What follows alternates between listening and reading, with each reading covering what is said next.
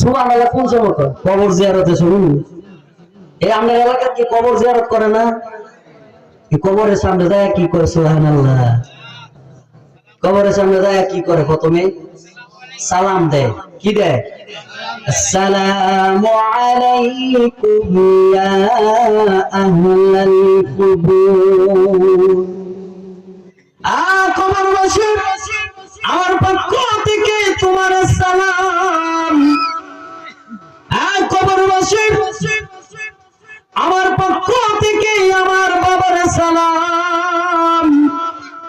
এই কবরের মধ্যে আমার বাবা শুয়ে আছে রে, এই কবরের মধ্যে আমার দুঃখিনী মা শুয়ে আছে, এই কবরের মধ্যে আমার দাদা দাদি নানা নানি শুয়ে আছে, এই কবরের মধ্যে দুঃখিনী মা জননী শুয়ে আছে।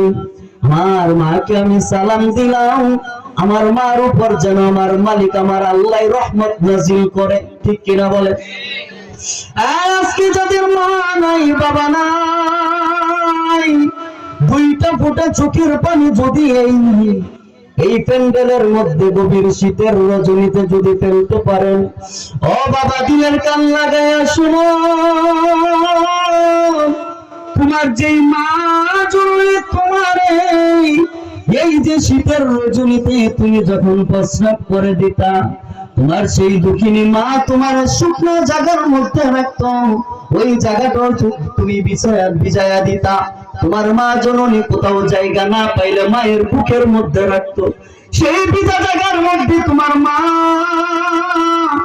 তোমার দুঃখিনী মা জননী তোমারে বুকে লইয়া ভিজা জায়গার মধ্যে মা থাকতো।